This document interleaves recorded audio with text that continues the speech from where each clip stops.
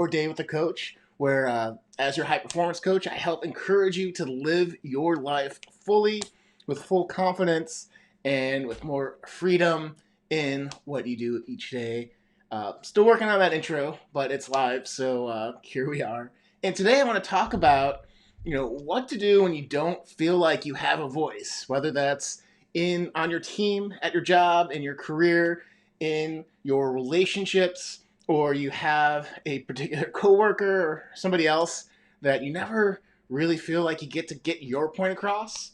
Um, and maybe if you're like me, I'm a card holding introvert, which means I get my energy from not being around people. So sometimes when you have that difficult person, when you need to have that difficult discussion, or when you need to get up in front of a group and present an idea, that can be really draining. That could be really scary. It can be really a huge effort on your part.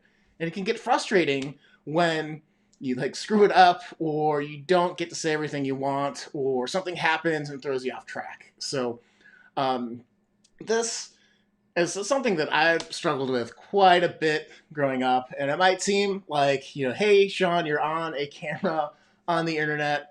That doesn't seem like something an introvert will do. Well, it takes a lot of energy for me to do these videos, but it's also serving a greater purpose, serving what I want to put out in the world. And so a lot of times it's pretty energizing because I know that I can help people out that were like me, or people in similar situations, or people that are trying to get to that next level.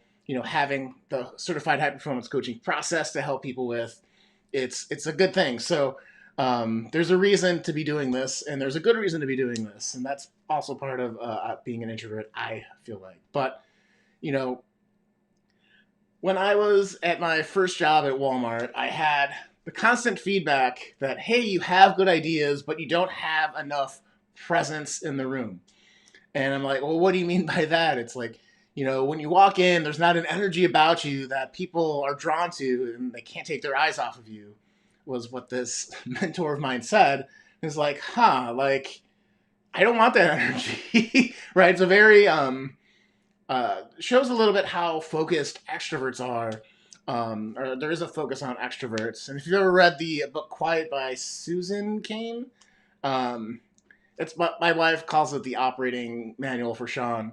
It explains a lot about some research and studies on how we live in an extroverted society and how introverts can function and thrive. So it's a big recommendation for me. So shout out to the Quiet Book, and I think I got the author right. Doing this live again, top of top of my brain, but um, so how do you have they're like, hey, you need more presence. Really what they're saying is you need to be more extroverted in meetings and talk and speak up, because she said when you speak up, it's generally a pretty good idea. And so it's just, if you don't say it with enough energy in your voice, with enough movement in your body, to where people have to respond to it, they won't. And it's actually hurting us in the organization and your team and your project, which is kind of a heavy thing. So, and at that time, still working on communication, still trying to figure out how I could adapt my style into this world. It was kind of frustrating to be like, well, if I have the best idea, shouldn't the best idea win? And I'm not sure if you've looked around, but it's not necessarily the case in today's world either. So how do we build that presence? How do we speak up in those moments when we really need to, for ourselves, for our teams, for the causes and purposes that we're doing? So first off, I want to say you just have to believe in your voice and that the world needs to hear it. It's your secret weapon. Especially if you're an introvert, this ability to think through things before you say something is something we need so much more. We have a lot of cultural elements. Business culture in the U.S. is more act now than figure it out, which there is. In the software would say ship it. There is some advantage to not getting stuck in thinking, but a little bit of a beat of like, how does this work? How is this going to impact the world? How is this really, what's the intention behind this, that kind of stuff. I think we've lost because of social media, because of, this favor to extroversion in our culture. Um, and when I say that, it's more like if you're quiet, people are checking in, like, are you okay? Are you mad? Or if you know what I'm talking about there, say something below. But, you know, um, we need that little bit of reflection, right? It doesn't have to be days and days and days of agonizing over something, which I've also done before too. But just thinking of like, okay, this happened. How can we shift this? What do we need to do in a strategic and thoughtful manner is something that we need more than now. So you need to believe that. Second, you have to feel confident in processing and reflecting on things, right?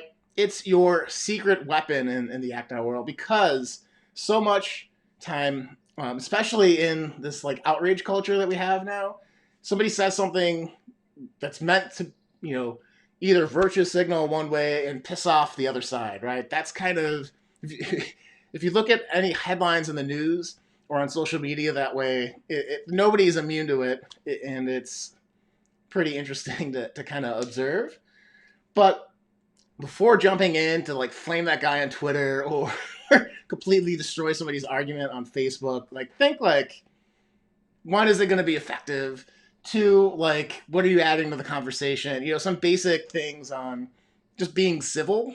I think this reflection moment could be more civil out there in the world, and something that everyone could adopt, not just introverts. So don't think I'm only speaking to the folks that are like me, but um, you know, thinking before we speak is one of the things that can really help change the energy online and in the world, and to like stop consuming that stuff too. And that's in a whole other video probably, so I don't need to go into that.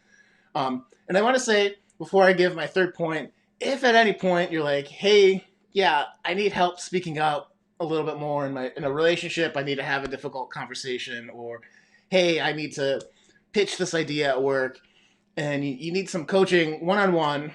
So if you're an introvert, like that's a pretty good sweet spot, just one person and someone that's pretty like low paced in the coaching conversation. Check out seanbutler.com/coaching on why people love certified high performance coaching, because this is a process that can help you, especially as an introvert, get to that next level in your work and how you show up at work, and being able to find the courage sometimes or find the words to really speak up and stand up for yourself and get your ideas out there and live a fully confident life. So, okay.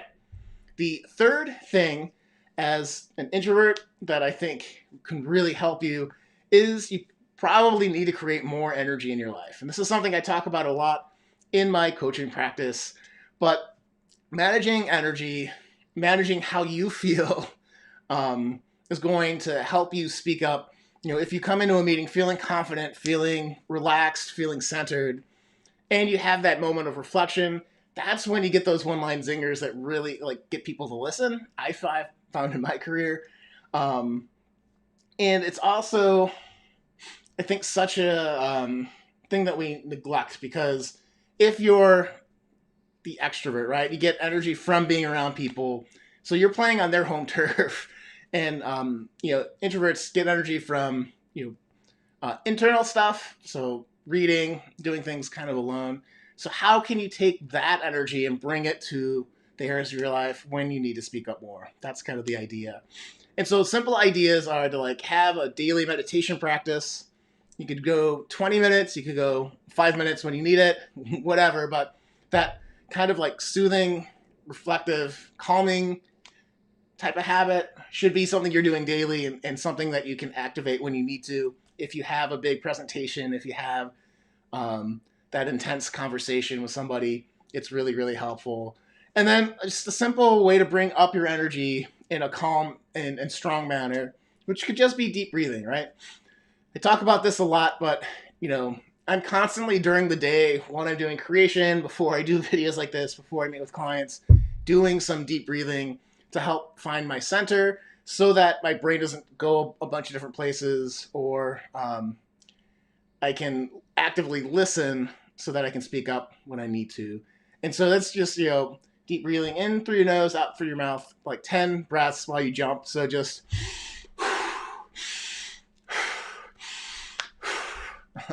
kind of silly to do live on a video, but it's amazing how much that can help. So if you are an introvert like me, your voice matters. We need you to stop and reflect. We need you to be able to speak up and share the good ideas that I know that you have. And if there's one thing you can do, and everyone I think could do this, it's to have energy habits that'll help you calm down or bring your energy up as you need it throughout the day. So with that said, I hope you enjoyed this video. If you have any questions or comments, please post that below. Do the social media thing. Share this with someone that you think needs it. Get the word out there. And this week we'll be talking a little bit more, I think, about introversion, because it's who I am, which is also kind of weird to be talking about. But, it is what it is. So I'm doing it for you. So again, comment, do the social media thing. I'd appreciate it. And I'll see you guys tomorrow. Live with more joy, personal growth, and impact in your communities. See you tomorrow at 10.